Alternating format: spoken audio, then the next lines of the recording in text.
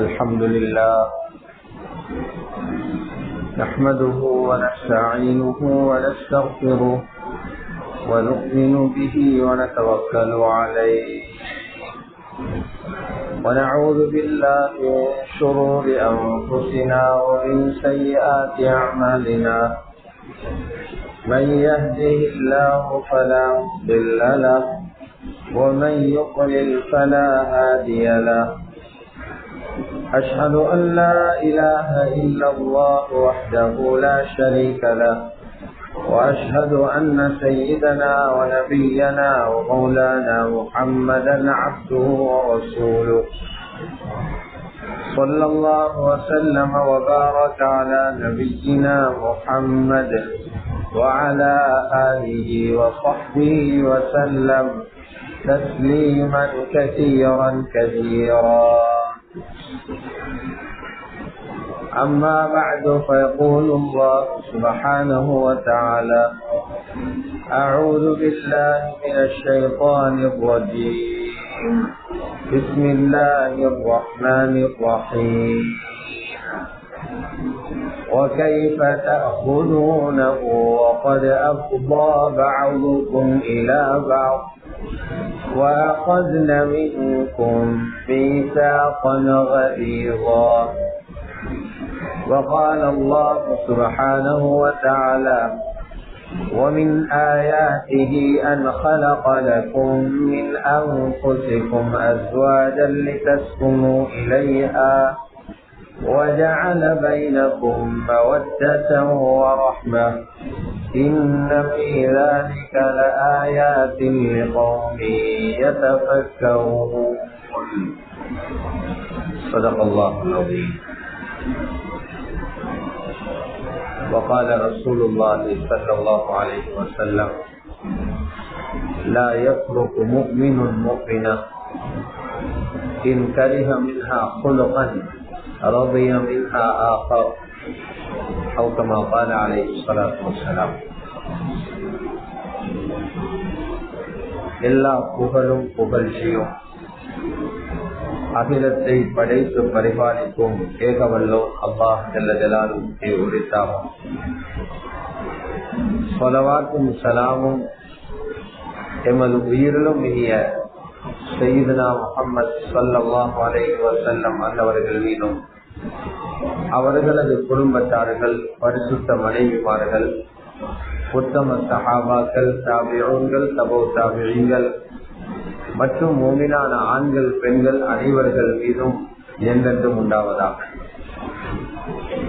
கண்ணியத்துக்குரிய அல்லாஹ்வுடைய நல்லடியார்களே, அல்லாஹ் சுப்ஹானஹு வ தஆலாவினால் ஏவப்பட்ட ஏவல்களை எடுத்து நடக்குமாறும் அவனால் விலக்கப்பட்ட எல்லா விதமான பாவங்களில் இருந்தும் தவிர்ந்து விலகி நடந்து கொள்ளுமாறும் தக்வாவை கொண்டு வசியத்தை செய்து கொள்கின்றேன்.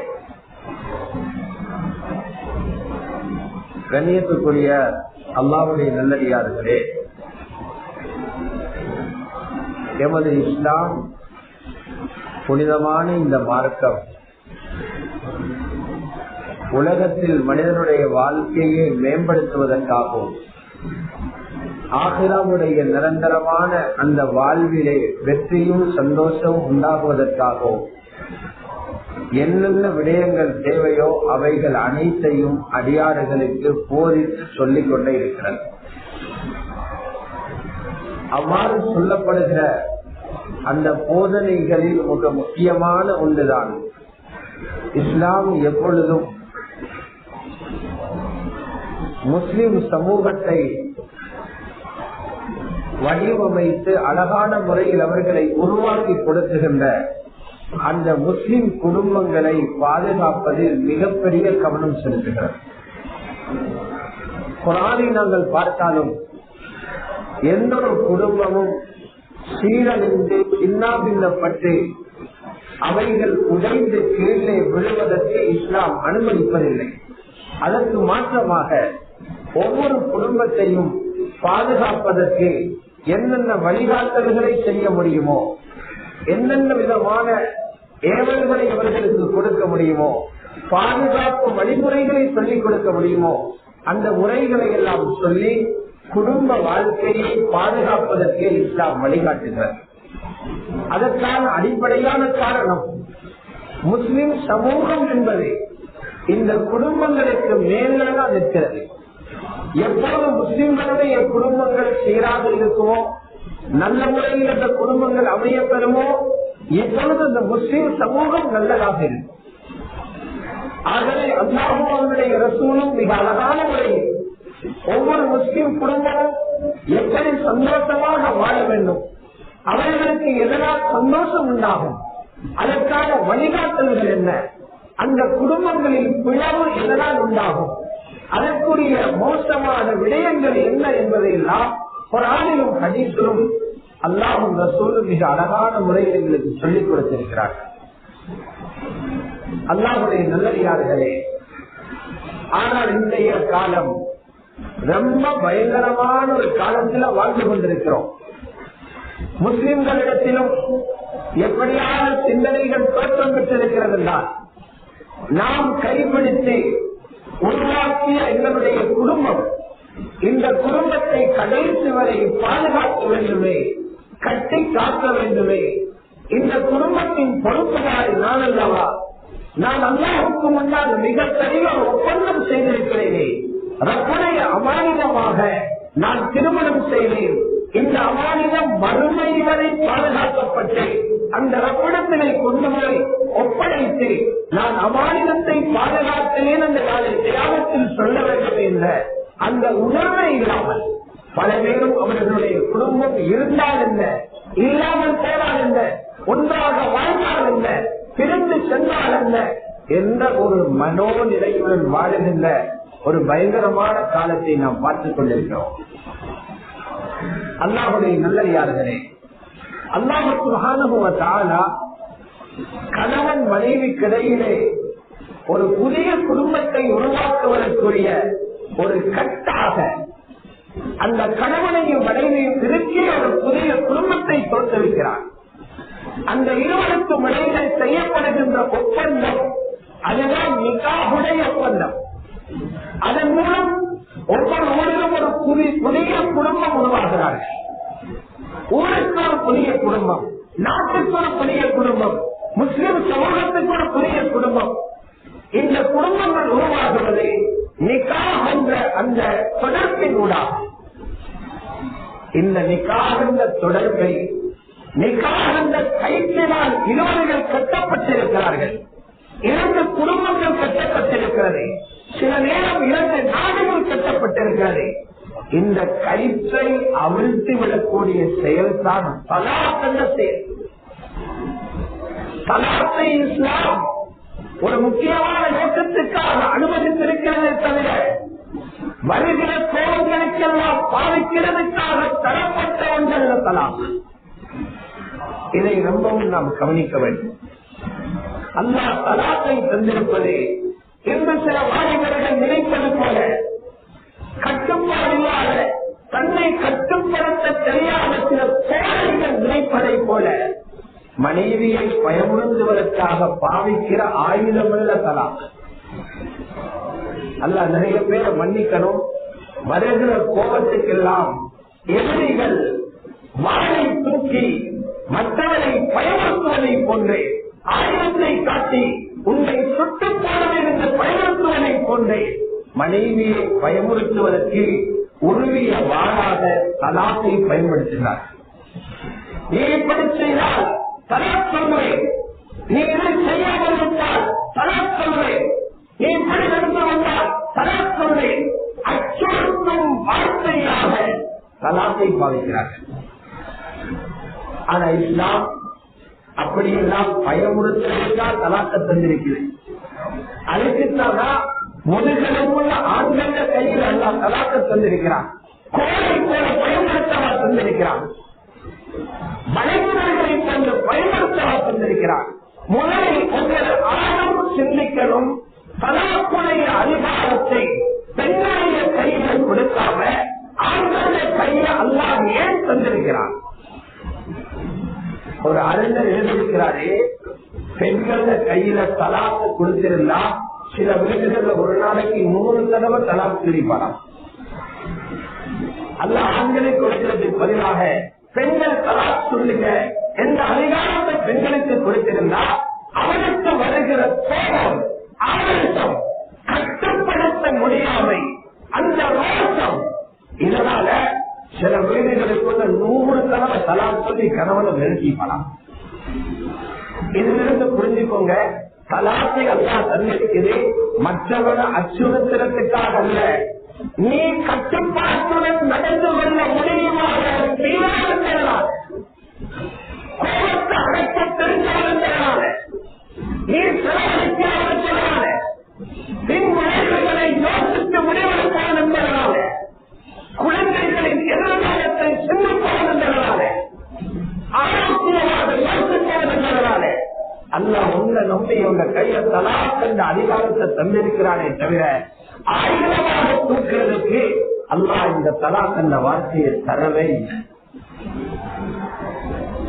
இன்னைக்கு ரொம்ப பயங்கரமாக போய்கொண்டிருக்குது. கண்களுக்கெல்லாம் தலாக், நேற்றத்துக்கெல்லாம் தலாக், சின்ன சின்ன பிரச்சனைகள், மூத்த பூச்சமாக இருக்கிற பிரச்சனைகளுக்கெல்லாம் தலாக், பணத்துக்காக தலாக், காலைக்காக தலாக், வீட்டுக்காக தலாக், அழகுக்காக தலாக், நோய்க்காக தலாக். சுபஹானல்லாஹ், மறுமையில எடுத்து எப்படித்தான் இந்த மூச்சாலைகள் எழுப்புவாங்களோ தெரியா, எந்த மூச்சாலை எழுப்புவாங்களோ தெரியா, தலாக்குடைய பாரகுணத்தை விளங்கி இருந்தா வந்த சோதனையை கொடுத்துக் கொண்டு அப்படியே போவான். அவ்வளவு பயங்கரம் தலாக். அல்லாஹ்வுடைய நல்லடியார்களே, ஆகவே இந்த விடயங்களை நினைவிலே வைத்துக் கொண்டு முதலில் இந்த தலாக்கு ஏன் நிகழ்கிறது என்பதை நாம் சிந்தித்துக் கொண்டு அதற்கான சில காரணிகளை பார்க்க. தலாக்குக்கு அதிகமான மக்கள் யாரெல்லாம் தலாக்கந்த வாசலுக்குள்ளாக போய் காலையுடைய முன்னேற போய் நிற்கிறார்களோ இவங்க நிக்காவுடைய ஞாபகத்தை புரிஞ்சு நன்றி செலுத்தி இல்லை. அல்லாஹ் நிக்காக எனக்கு எதற்காக தந்தான், இது அல்லாஹ்வுடைய அருள், இதுக்கு நான் நன்றி செலுத்தணும் என்று புரியாதவர்களும் இதுல முக்கியமாக மாட்டிக்கொள்றாங்க. அல்லாஹ் ஜலாலுஹு குர்ஆனில நிக்காக தன்னுடைய குதரத்தாக சொல்றார், குதரத்தாக சொல்றார். இந்த அற்புதமான சக்தி தான் ஆணையும் பெண்ணையும் சேர்த்து வச்சிருக்கிறது என்று சொல்றார். وَمِنْ آيَاتِهِ أَنْ خَلَقَ لَكُمْ مِنْ أَنْفُسِكُمْ أَزْوَاجًا. அல்லாஹ்வுடைய அத்தாட்சிகள் உள்ளதுதான் உங்களிலிருந்து உங்களுக்குரிய ஜோடிகளை படைத்தது. இத கொஞ்சம் ஒரு கணம் யோசனை பண்ணி பாருங்க. அல்லாஹ் எவ்வளவு பெரிய ஏற்பாடு செஞ்சுக்கிறான். தேவைகள் இருந்தா கண்டவாறு சேர்ந்ததை கண்டவாறு விடுகிறது இருந்தா இவ்வளவு பெரிய உணர்வுள்ள அந்த செய்வானா? நாங்கள் வாழாதம் என்றாலே எங்களை மனைவிய பறவையாகவோ மிருகமாகவோ ஜின்னாகவோ ஷைத்தானாகவோ படைக்காம மனிதராக ரொம்ப படைச்சிருக்கிறோம். நாங்கள் வாழாதம் என்று தானே அல்லாஹ் சொல்ற இந்த குதிரத்தை பாரு. உங்களோட இனத்தில் இருந்தே உங்களோட ஜோடியை படைச்சிருக்கிறோம். மனித இனம் தானே பார்த்த விளங்குகிறார், குணத்தை விளங்குகிறார், உங்களோட தேவைகளை விளங்குகிறார், உங்களோட விருப்பு விருப்புகளை விளங்குகிறார், உங்களை விசந்து போகிறார், மன்னிக்க தெரிந்தால் மறைக்க தெரிந்தால் இப்படியாக வந்து படைச்சு தந்திக்கிறோம். சேர்ந்து வாழுங்களான்னு படைச்சு தந்திக்கிறோம். சேர்ந்து வாழத்தான் இப்படி எல்லாம் செஞ்சிருக்கிறோம். ஒருத்தர் ஒரு வீட்டில பிறந்து வளர்ந்து வருகிறார், இன்னொரு வீட்டில அவரது மனைவியை பிறக்க வைத்து அல்லாஹ் வளர்த்துக் கொண்டிருக்கிறார். இவருக்கு தெரியா அந்த வீட்டில் அல்லாஹ் வளர்க்கிறது என்ற மனைவியை தாக்கு, அவருக்கு தெரியா இந்த வீட்டில் வளர்க்கிறது என்ற கணவனை தானே. திருமண வயதானுடன இவரது வீட்டிலிருந்து பெண் தேடி போறாங்க. இவர் தேடி போற நேரம் அல்லாஹ் மனைவியை படைத்திருந்தா இன்னொரு 18 வருஷம் பொறுத்து பார்க்க வேண்டியது. இப்பதானே தேடி போறாரு, இன்னொரு 18 வருஷம் பார்க்க வேண்டியது. என்னையா தனக்கு ஒரு துணைவியை தேடி வருவாரு ரொம்ப தெரியும். அவன் தேடி வருவாரு, அவன் தேவையை பூர்த்தி செய்ய 12 வருடங்களுக்கு முன்னே ரொம்ப ஆளை தயார்படுத்தினார். இது போலதான் மனைவி வீட்டாளர்கள் மாப்பிள்ளையை தேடி வரும் போதும் அல்லாஹ் ஏற்கனவே அந்த பெண் பிறக்க முந்தையே அந்த கணவனை படைச்சி அல்லாஹ் தயார்படுத்தி வச்சிருக்கிறார். இதெல்லாம் குதிரத்திலே ஆசையை மட்டும் படைச்சி வச்சிருந்தா மிருகமாக வாழ்ந்திருப்போம். எவ்வளவு கௌரவமாக வாழ்வதற்கு அல்லாஹ் ஏற்பாடு செய்கிறார். ரப்பட இந்த ஏற்பாட்டை எவ்வளவு சந்தோஷமா பார்க்கணும். மேலும் ரப்பு சொல்றார், உங்களுக்கு மத்தியில் அல்லாஹ் அன்பையும் இரக்கத்தையும் ஏற்படுத்தியிருக்கிறார். நீங்க 2 பேரும் வீட்டில இதுவரை வாழ்கிறீர்கள் என்றால், பிரச்சனை படாமல் இருக்கிறீர்கள் என்றால், பிரச்சனை வந்த பிறகும் சமாளித்துக் கொண்டு வாழ்றீர்கள் என்றால், மறைத்து மன்னித்து வாழ்றீர்கள் என்றால், எவ்வளவு வாழ்றீங்க? நான் ஏற்படுத்தின முகப்பத்தால். ஒரு கணவனும் மனைவியும் வீட்டில பல வருடங்களாக சந்தோஷமாக இருக்கிறாங்க என்றால் அதனுடைய அர்த்தம் என்ன தெரியுமா? ஒன்று, அவங்க 2 பேரும் உள்ளத்தால மற்றவங்களை நேசிக்கிறார். அதாவது இந்த அர்த்தம் 2 பேரும் செய்கிறேன். அல்லது அந்த கணவனுக்கு மனைவியின் மீது ஏதோ பரிகாரம் இருக்கிறது, வெறுப்புதான். ஆனாலும் அவரோட பிழைகள் நடக்கிறார், பரிகாரத்துக்காக வாழ்கிறார். என்ன பரிகாரம்? என்னால அவர்கள் கையில் ஒரு குழந்தை இருக்குது, குழந்தைக்காக வாழ்றார். அவர் எப்படி ஒரு உதவி செய்தார், அந்த உதவிக்காக வாழ்றாரு. நோய்வாய்ப்பட்ட நேரம் எனக்கு பின்னாடி இருந்தால் அந்த பரிகாரத்துக்கு வாழ்கிறார். அல்லாஹ் சொல்றார், இதெல்லாம் சும்மா அல்ல, நான் போட்டதுதான். அந்த இறக்கத்தால வாழ்றீர்கள். இதை ஒவ்வொருத்தரும் புரியணும். ரப்புடைய ஒரு பாக்கியத்தை அனுபவித்துக் கொண்டிருக்கிறோம். திருமணம் என்பது ரப்புடைய ஒரு பெரிய ஞாபகம். இந்த ஞாபகத்தை அனுபவித்துக் கொண்டிருக்கிறோம். ஞாபகத்தை அனுபவிக்கிறோம். இந்த ஞாபகத்தை புரிஞ்சு கொண்ட பிறகு ஞாபகத்துக்கு நன்றி செலுத்தலை என்றாலும் பிரச்சனை வர. ஞாபகத்துக்கு புரிஞ்சு கொண்டா ஞாபகத்துக்கு நன்றி செலுத்தணும். அல்லாஹ் சுக்ர் செய்யணும். குர்ஆன் சொல்லுது, நன்றி செலுத்துங்க, அதிகப்படுத்துங்க. ஒவ்வொரு கணவனும் சொல்லணும், அல்ஹம்துலில்லாஹ், என்னுடைய பயங்கரமான பெண்ண தந்தை என்ற வாழ்க்கையை கெடுக்காம பிரச்சனைகள் குறைந்த ஒரு மனைவியை தந்திருக்கிறானே, அல்லாஹ் உனக்கே எல்லா புகழும் என்று சொன்னீங்கன்னா பிரச்சனை இன்னும் குறையும். அதை வச்சுட்டு அடுத்தவன் மனைவியை பார்த்து பக்கத்து வீட்டுகளை பெண்ணை பார்த்து அவரோட இருந்தா வாழலாம் என்று நினைச்சீங்கன்னா நன்மை கட்டவர் இருக்கிறது எல்லாம் ரப்பு புயங்கிடுவார். ஒன்றுமில்லாம உலகத்தில் வாழ வேண்டி வரும். அல்லாஹ்வுக்கு சுக்ர் செய்வதே முதலாவது விஷயம். ரப்புக்கு சுக்ர் செய்வது. அல்லாஹ்வுடைய நல்லடியார்களே, இரண்டாவது நாங்க பார்க்கிறோம், அதிகமான வீடுகள்ல குடும்பங்கள்ல தலாக் என்ற இந்த மோசமான நோய் பரவிக்கொண்டு போவதற்கு இன்னொரு காரணம் தான் மனிதனுடைய அவசரம். சில கேள்விகள் விசாரிச்சு பாருங்க, நிதானம் இல்லை, அவசரம், தீவிரம். ஒரு பிரச்சனையில தாங்கிக் கொள்ள தெரியாது, ஒரு பிரச்சனையை சமாளிக்க தெரியாது, மனித பிரச்சனைக்கு முகம் கொடுக்க தெரியாது, அதை சமாளிக்க தெரியாது. இந்த நிலைமையில் அவர் தீவிரப்பட்டு அவசரப்பட்டு எடுக்கிற முடிவுகளால அதிகமான தலாக்குகள் உண்டாகும். அல்லாஹ்வுடைய நல்லடியார்களே, இதனால் என்ன வருகிறதுன்னா கோபம் வருகிறது. எனக்கு எப்படி சொல்லிட்டார், என்ன பார்த்து இப்படி சொல்லிட்டார், இந்த உண்மையை சொல்லாத வார்த்தை, அந்த வார்த்தையை பாதிச்சுட்டார், என்ன வார்த்தையை இப்படி திருத்திட்டார், என்ன சித்தாரி என்று ஏற்றிட்டார், என்ன உண்மை கெட்டார் என்று ஏற்றிட்டார். சுபஹானல்லாஹ், அவசரப்பட்டார், தீவிரப்பட்டார். இதனால் எழுப்பக்கூடிய வேகத்தில கோபத்தில என்ன தெரியுமா, 1000 சுடுகிறார், என்ன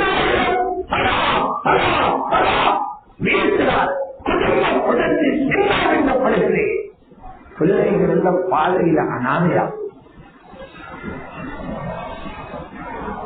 எங்களுக்கு வந்த ரசூலுல்லாஹி ஸல்லல்லாஹு அலைஹி வஸல்லம் குடும்ப வாழ்க்கைக்குள்ள போனா என்னென்ன வரும், அந்த போர்டுகளுக்கு எல்லாம் எப்படி முகம் கொடுக்கணும், பேஸ் பண்ணணும் எல்லாம் சொல்லி தந்திக்கிறார். வார்த்தையால் வருகிற தாக்கங்கள், செயல்களால் வருகிற தாக்கங்கள், நடத்தைகளால் வருகிற தாக்கங்கள், வீட்டுக்குள் நடக்கிற தாக்கங்கள், இதெல்லாம் ஒரு ஆண் மகன் எப்படி தாக்கி பிடிக்கணும் ஸல்லல்லாஹு அலைஹி வஸல்லம் அழகாக சொல்லி தந்திருக்கிறார். முதலாவது ஆண் யோசிக்கணும், இந்த மாதிரி கடினமான நிலைமைகள் வீட்டில் வரும்போது சிலர் சொல்றாங்க காலையிலும் பிரச்சனை இல்லை, சிலர் சொல்றாங்க பகல் சாப்பாட்டிலும் பிரச்சனை இல்லை, சிலர் சொல்றாங்க கடையிலிருந்து வரும்போது மாலையில பிரச்சனை இல்லை, சிலர் சொல்றாங்க இரவு பிரச்சனை இல்லை, சிலர் சொல்றாங்க நடு நிச்சய பிரச்சனை இல்லை. ஒவ்வொரு வீட்டில சுழந்து சுழந்து பிரச்சனை வந்துகிட்டே இருக்கு. பிரச்சனை வந்தவுடனே மனசு கெடுக்கணும் ஆண்கள். அல்லாஹ் என்ன பொறுப்புதாரி ஆக்கியிருக்கிறேன். ஜமாத்தில் 20 பேர் இருக்கிறாங்க, அந்த 20 பேர்ல ஒருத்தர் அமீரா போட்டிருக்கிறேன். 20 பேருக்கு நீங்க அமீர் எதை வச்சு போட்டிருக்கிறேன்? அவர் கொடுத்தவர் என்பதுக்கல்ல, வெள்ளையாக ஆழ்ந்ததுக்கல்ல, 20 பேரையும் சமாளிப்பாரு. மனைவியும் உங்களை வச்சு உங்களை அமீராக போட்டுகிறேன், மாப்பிள்ளை பொறுக்கிறாரு. ஏன் நீங்க சமாளிப்பீங்க? சமாளிக்கிறாரே, தாங்கிறாரே, நிலவரமாக இருக்கிறாரே, அவசரப்படுகிறாரே, அதுக்குத்தான் உணவு பண்ணிக்கிறேன். நாங்களுக்கு நினைக்கிறோம் 100 பேருக்கு அடித்து பறக்கிறார் பெரிய கண்ணீர், இவன் பெரிய வீரன். ரசூலுல்லாஹ் சொன்னாங்க, இவனொத்தனும் வீரன் அல்ல, இவனொத்தன் வீரன் அல்ல. புகாரி ஷரீஃபிலே ஹதீஸ் இருக்குது, வீரன் யாரு தெரியுமா? கோபம் வருகிற நேரத்துல அடக்க தெரியுமா வீரன். அடுத்தவரை அடித்து விழுத்தால் வீரன் இன்னொரு சதி அல்லது கோபம் பொங்கி வருகிற நேரத்தில தன்னை கட்டுப்படுத்திக் கொள்கிறாரா? இவரை வீரன் தான் சொல்லலாம். கட்டுப்படுத்த வழி என்ன? குர்ஆனை ஆளுங்க, வீட்டு தோழராக இருக்க. என்னையும் மனைவியையும் உலகத்தில் உள்ள கோடான கோடி ஜோதிகளையும் வாழ வச்சிருக்கிற ரப்பு, இந்த பிரச்சனை எனக்கு மட்டுமல்ல எல்லாருக்கும் வர்றதுனாலதான் அல்லாஹ் குர்ஆனில் சொல்லி இருக்கிறார்,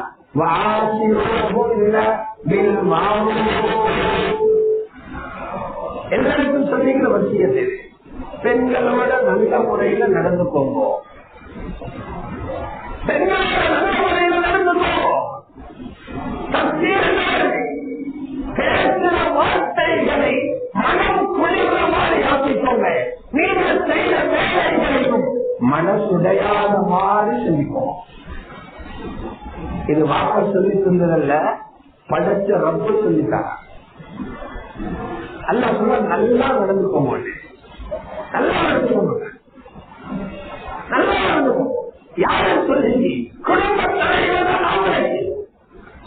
நல்லா நடந்துக்கும், அவசரப்படுவார்.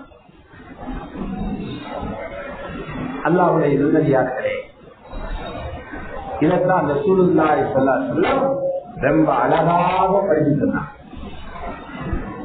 மனைவிமார்களால சொல்லாத பிரச்சனைகள் வரும்போது மனசு நோகரமான வார்த்தைகளை கேட்கும் போது கண்களால பார்க்க இயலாத செயல்களை அவர்கள் செய்யும்போது அந்த குடும்பத்தை தொடர்ந்து பாதுகாத்து கட்டியெழுப்பி கொண்டு போகணும்னா நீங்க நல்ல முறையில மனைவியோட நடந்த ஒரு மனுஷன் என்று சொல்லி அல்லாத பெயர் வாங்கணும்னா நீங்க எப்படி நடந்து கொள்ளணும் செல்லலாம். திருமதி இடம் பெறுகிறது. ரசூல் ஸல்லல்லாஹு அலைஹி வஸல்லம் சொன்னாங்க, நான் குர்ஆன் ஓதுறதுல மட்டுமல்ல சிறந்தவன், நான் தொழுகிறதுல மட்டுமல்ல சிறந்தவன், நான் பயான் பண்றதுல மட்டுமல்ல சிறந்தவன், நான் ஜிஹாதுடைய களத்தில மட்டுமல்ல சிறந்தவன், நான் பச்சை சேலத்துல மட்டுமல்ல சிறந்தவன், மனைவிமாருக்கும் சிறந்த ஒரு கணவராக வாழ்ந்தவன் தான் நான். திருமதியில் ஹதீஸ் உங்களிடம் நல்ல மனுஷன் யாரு தெரியுமா?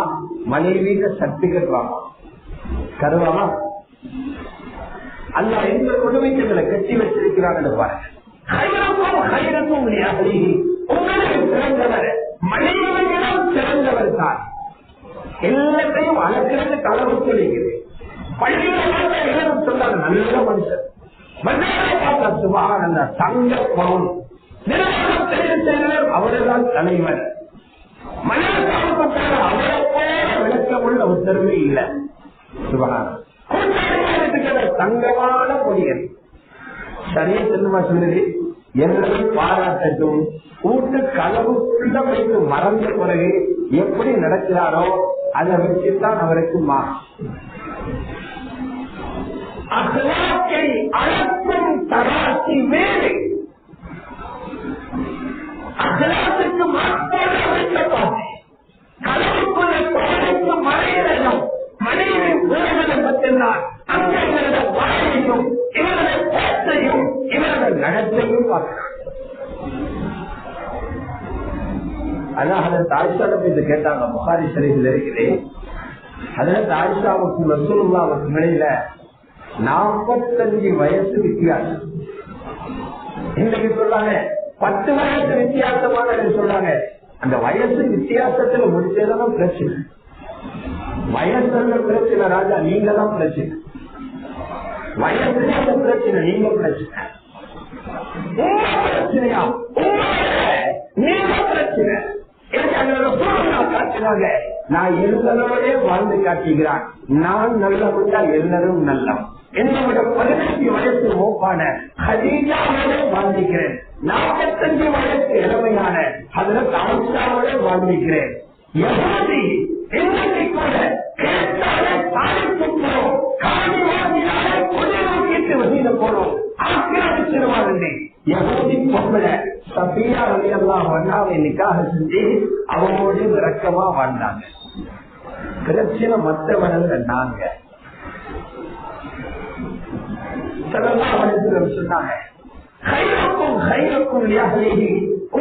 சொன்னாங்க, மனைவியிடத்துல சிறந்தவர், நானே என் மனைவியருக்கு சிறந்த கணவராக இருக்கிறேன்.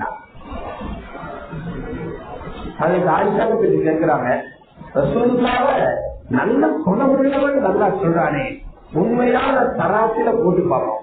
45 வயசு இளமையான அதுல ஆயிஷா எதிர்பார்ப்போம். கேட்டாங்க ஆயிஷா ரலியல்லாஹு அன்ஹா,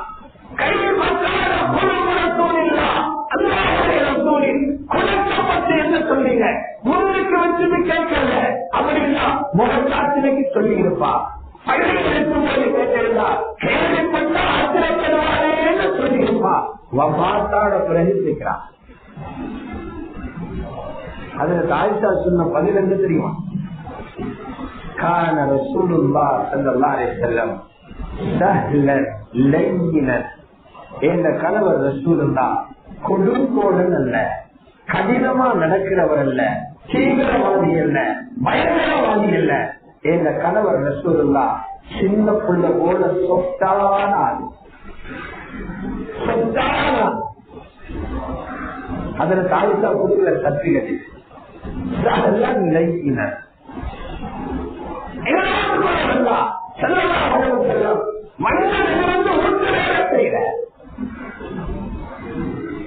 என்ன பதவி அவனுக்கு? எங்களை போற டீச்சரா, எங்களை டாக்டரா, எங்களை பேசுவதா, எங்களை பேசி முடிக்கிறதா?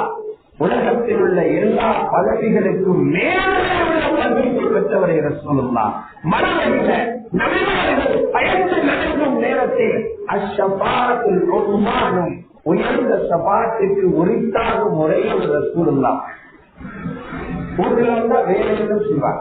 காரணத்தில் மெஹ்னத்தியாக விரைவாக சொன்னாங்க.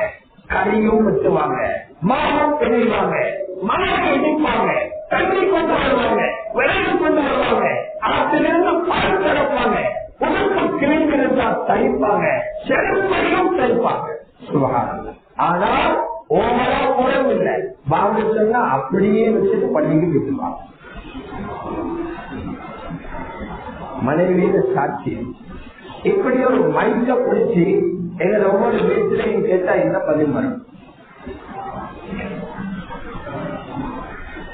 இதுக்கு பாடத்தில் வரக்கூடிய செய்தி எங்களை கேட்டா எங்களை செய்வன் சொல்லுவான். இவனுக்கும் ஏன் ரசூல் ஸல்லல்லாஹு அலைஹி வஸல்லம் வீட்டுல வேலை செய்யும். அதுல ஆயிஷா பிரேக் பண்ணினாங்க.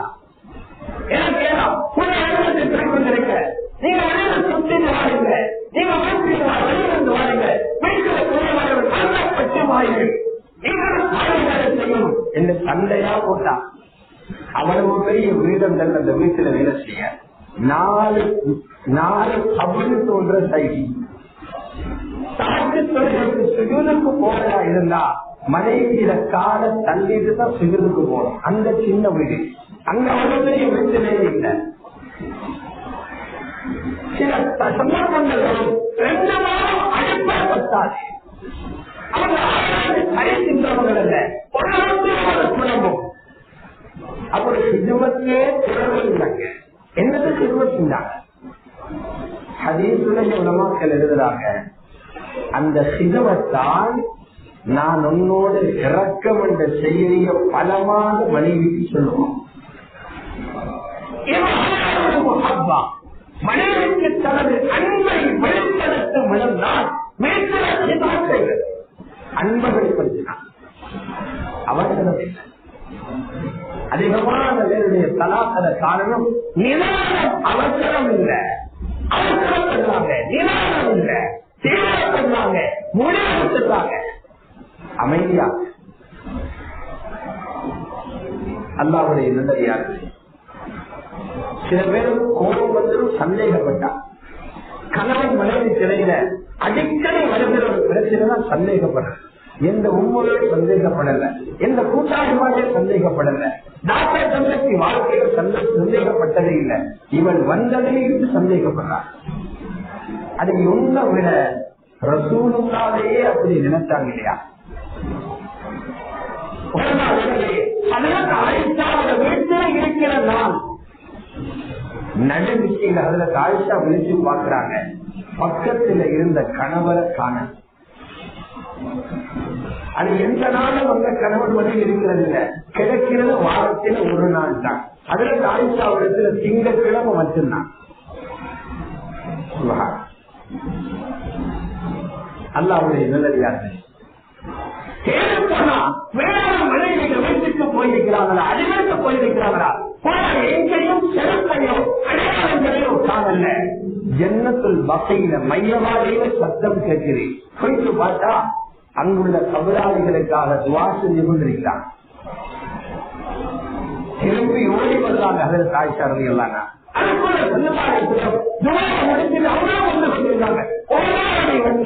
படுக்கையின் விருப்பை போட்டு அதில் தாய்ஷா ஒன்றும் தெரியாதவர்களை போல தூங்கினார். இருந்தாலும் இழப்பை இருக்கிறது. ஓடி வந்த வேகம் நெஞ்சு மேலையும் கீழையும் போய் வருகிறது. செல்லதாசன் கேட்டா நல்லா தூங்கிக் கொண்டிருந்தீங்க ஆயிஷா, ஏன் இழக்கிறீங்க? ஓடி வந்தது போல மாட்டீங்க சொன்னா, யார சொல்ல எழுதி பார்க்க உங்களை காணல, நீங்க இங்கேயாவது வைத்திருப்பீங்கன்னு தான் பார்த்தேன். எவ்வளவு கோபம் வந்து செருப்பையா தூங்கிக்கணும். அல்லாஹ்வே என்ன அமீனன்னு நம்பி எனக்கு குர்ஆன் இறக்கிறான், நீ நம்பாம இருந்திருக்கிறாய், நீ என்ன நம்புறாயே? சண்டைகளே நம்பிக்கணும் சொன்னார்கள் ஸல்லல்லாஹு அலைஹி வஸல்லம். ஆயிஷா அன்தி ஃபீ வாதி வானதி வாதி, நீ எங்கேயோ யோசிச்சிருக்கிறாய், நான் எங்கேயோ இருந்தேன். பிரச்சனை முடிஞ்சு. தீவிரப்படாதீர்கள், அவசரப்படாதீர்கள். கொஞ்சம் காரணமாக இருந்தால் நன்மை நாடும் நன்மைக்குள்ள ஒரு பாதுகான மனிதர்களும் அமைதியாக மசூரா கேட்டு தீர்மானம் எடுங்க. இது முதலாவது விஷயம், அவசரப்படு. இரண்டாவது விஷயம்தான் கணவன் மனைவிக்குள்ள இருக்கிற ரகசியங்களை வெளியே சொல்றது. கணவன் மனைவிக்குள்ள இருக்கிற ரகசியத்தை சொல்றது இது தனக்குடைய முக்கியமான காரணம். தனக்கு பிடிக்காத ஒன்று நடந்தால் மனைவி பேசி அவன் அம்மாட்ட சொன்னது, டாக்டர் சொன்னது, அப்பாட்ட சொன்னது. இப்ப வெளியில வந்தவங்க தலையில வெளி வரும். இது போல கணவனும் பொறுத்து பொறுத்து பார்த்தேன், போயிட்டு சொன்ன உம்மாட்ட, போயிட்டு சொன்ன நானாட்ட, போயிட்டு சொன்ன கூட்டாளிட்ட. சுபஹானல்லாஹ், அல்லாஹ் பாதுகாப்போம். ரகசியங்கள் வெளியில சொல்லப்படக்கூடாது. அவர்களுக்குள்ளே அந்த தீர்மானத்தை முடித்துக் கொள்ளும். மூன்றாவது காரணம் கணவனுக்கு முன்னால் தன்னை அலங்காரம் பண்ணாமல் இருப்பது. இதுபோல கணவனும் மனைவிக்கு முன்னால தன்னை அலங்காரம் பண்ணாமல் இருக்கிறது. இன்னைக்கு துனியாவுடைய மிகப்பெரிய சோதனை என்னன்னா, பெண்கள் மகனம் இல்லாத அண்ணனுக்கு முன்னால் தனது அழகை காட்டுவதனால் கணவனுக்கு முன்னால் அழகை காட்ட வெட்கப்படுகிறார். அழகு இடமாறி காட்டப்படுவதனால் காட்ட வேண்டியவன் முன்னால காட்ட தயங்குறாங்க. கணவன் முன்னால் இருக்கிறது பிச்சைக்காரை போல. வெளியே இருக்கிறவர்கள், சந்தையில் இருக்கிறவர்கள், பத்திரவர்களுக்கு கவனம் மணக்க அவர் அழகை அணிந்து அழகை காட்டிக் கொண்டு போகிறார். இதுவே ஷைத்தான் வீட்டுக்குள்ள வருவதற்கு ஒரு வழியாக அமைகிறது. இன்னும் சில வீடுகளில் மனைவி நன்றாக இருந்தாலும் கணவன் அழுப்புடனும் மிக மோசமான ஆடையுடனும் அவர்கள் நடந்து கொள்கிறார். பாருங்க, செய்யுள் முப்பத்தரி அப்துல்லா அப்பா ரலியல்லாஹு அன்ஹு என்ன சொன்னாங்க, நான் இந்த மனைவிக்கு முன்னால அழகாக நிற்க விரும்புகிறேன். என் மனைவி எனக்கு முன்னால் அழகாக உணர்த்தி அழகாக வெளிப்படுத்த வேண்டும் என்று நான் விரும்புவதை போல அவரும் என்னை எதிர்பார்ப்பார். வலவும் அலைந்த வில்மால் உங்களுக்கு